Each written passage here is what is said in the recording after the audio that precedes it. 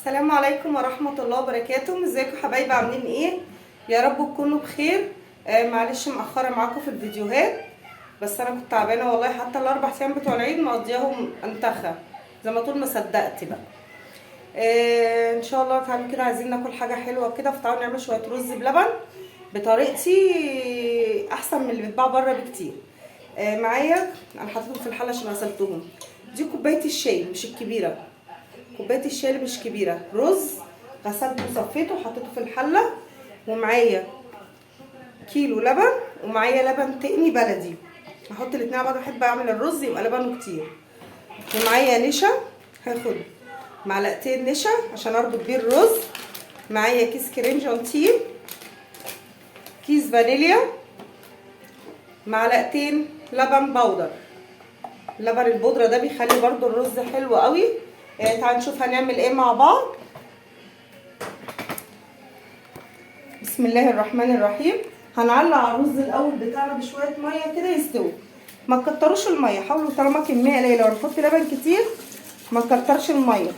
في ناس بتسويه بلبن، بس انا لو سويته بلبن بحس ان الرز برده مش بيبقى طري، بيبقى حباين كده. لكن انا زي ماما الله يرحمها كانت بتعمله لنا، كان بيبقى كله لبن. انا حطيت حوالي 3/4 ازازه زيت ميه. الازازه دي لتر، انا حطيت 3/4. ولع البوتاجاز. بسم الله الرحمن الرحيم. نفتح الطبيعي بتاعي، هفتح الغاز بس انا هعمله على اللي ورا دي عشان يستوي براحته. اشيل المكونات دي لما اجي احتاجها. بسم الله.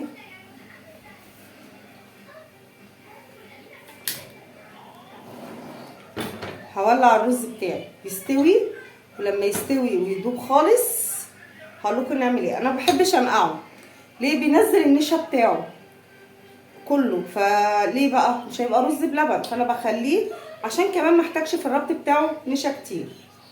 فهنسوي الرز، ولما اسوي الرز هقول لكم باقي الخطوات. خليكم معايا لحد الرز ما يستوي. معايا حبايبي الرز استوى اهو، شايفين؟ مبقاش فيه ميه خالص اهو، عشان محدش يقول لي كل دي ميه حطاه. شرب ميته كلها واستوى. حط بقى معايا اللبن بتاعي. بسم الله الرحمن الرحيم. عايزه اقرب كده يا رب تكونوا شايفين.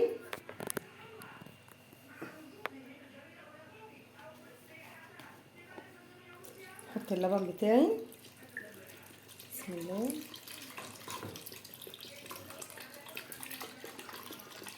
على النار بقى عالي.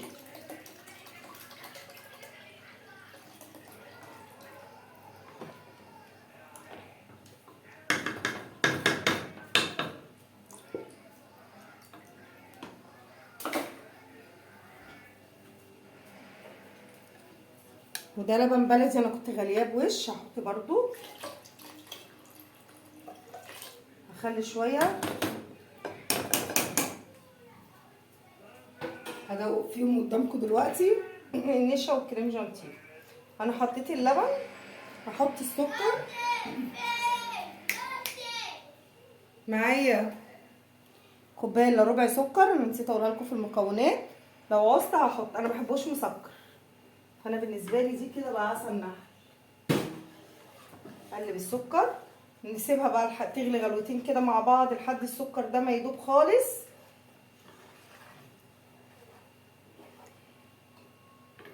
هدوب في باقي اللبن. انا معايا اهي كوبايه لبن، هدوب فيها. احط فيها كيس الكريم جانتيه. بسم الله الرحمن الرحيم. متنسوش يا جماعه الاشتراك في القناه وتفعيل الجرس ومشاهده الفيديو، يبقى كتر الف خيركم. هقلب اول حاجه الكريم جانتيه كده. بسم الله الرحمن الرحيم لحد ما يدوب خالص. هاخد القشطه دي تصفى.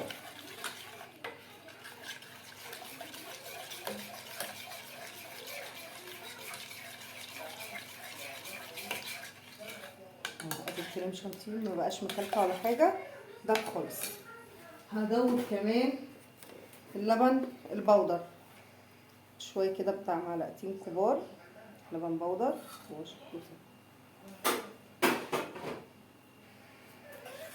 هنقلبهم كده. بسم الله الرحمن الرحيم. بسم الله.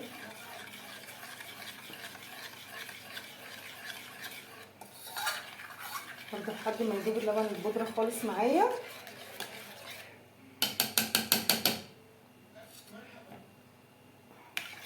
هسيبها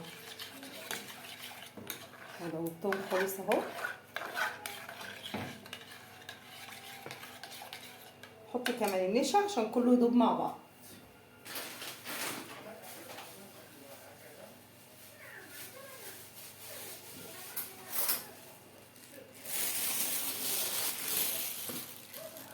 حط معلقتين نشا كبار. ادي معلقه. بسم الله الرحمن الرحيم. وادي معلقتين نشا كبار ونص.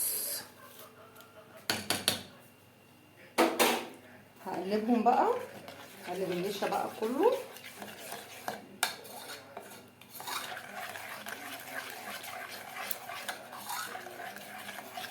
يبقى انا حطيت على كوبايه اللبن دي كيس الكريم جانتيه، معلقه ونص بودره لبن بودره، معلقتين ونص نشا كبار. هقلبهم خالص كده لحد ما يدوبوا.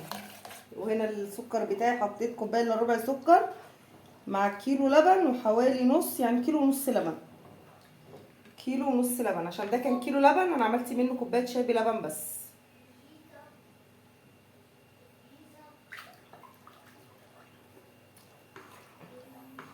يغلي بس كده واتاكد ان السكر بتاعه ابتدى يدوب. هدوق السكر.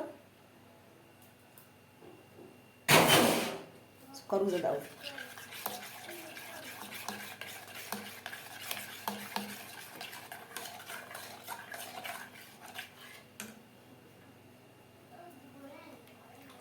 يغلي بس اللبن كده معانا. اول ما الاقي اللبن بيطلع الفقاقيع دي كانه هيغلي كده، بحط النشا.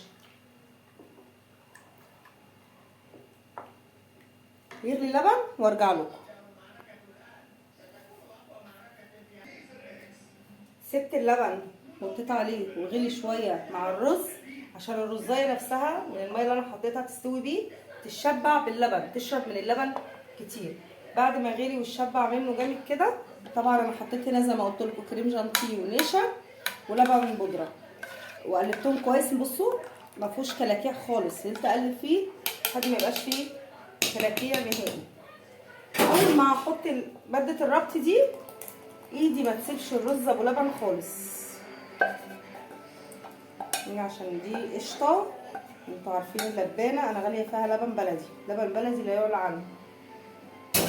هفضل بقى اقلب لحد ما يربط معايا وبس، وخلص الرز ابو لبن. يربط وهفضيه في اطباق. في ناس بتعلق على الكلام ده، انا بتكلم معاكم يعني عادي. بسم الله الرحمن الرحيم. محدش يستقل بشويه، يعني انا اللي حطيتهم يعتبر كبشه رز والله، يعني لو بالايد كده كبشه رز. شويه رز عندك وعندك لبن، وقومي اعملي حاجه حلوه لاولادك ياكلوها والف هنا وشفا. والله احنا بنمشي الدنيا دي بما فيش الحمد لله.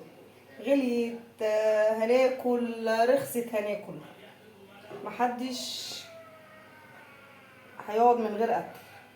هقلب لحد ما يربط معايا، هوريكم هيبقى سمكه عامل ازاي. بس ما تسيبيش ايدك خالص لحد النشا بتاعي ما يستوي. هلاقي بعد كده ابتدى يعمل زي فقاقيع كده.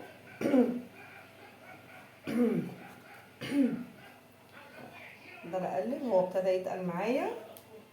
بسم الله. فوق قعر الحله ده بتاعنا بقى. بعشق الرز ما باكلش الرز العادي، باكلش الرز اللي نشف او اتحرق او الكلام قعر الحله ولا الكلام ده. بس الرز ابو لبن بحب قعر الحله بتاعه خالص، مع انه مفيش حاجه لزقت ان الحله تبان.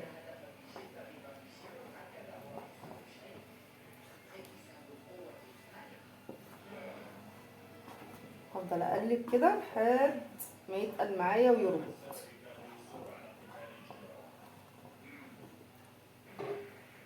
يتقل وهوريكم تقل ازاي. شايفين الفقاقيع اللي عملها؟ انا رفعت الستاند خالص عشان تشوفوا الفقاقيع اللي عاملها الرز. يا رب يكون باين كده. الرز بتاعي استوى. هطفي عليه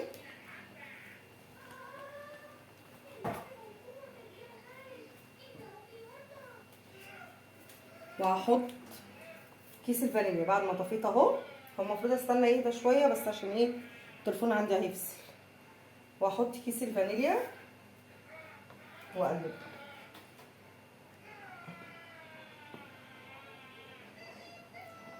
كيس الفانيليا بيدي ريحه تحفه للرز.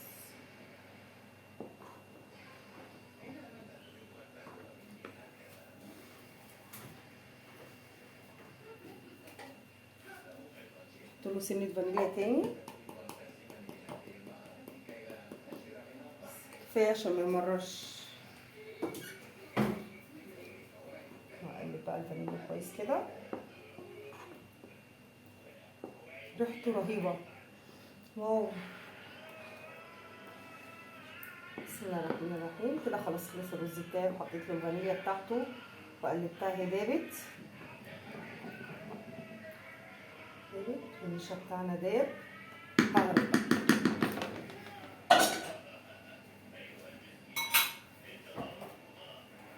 الأطباق بتاعتي اللي هغرف فيها. بسم الله الرحمن الرحيم.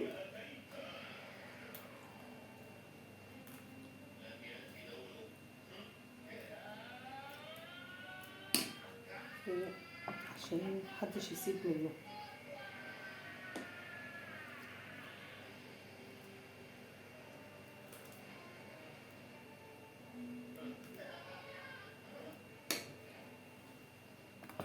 هغرف الرز ونرجع مع بعض تاني.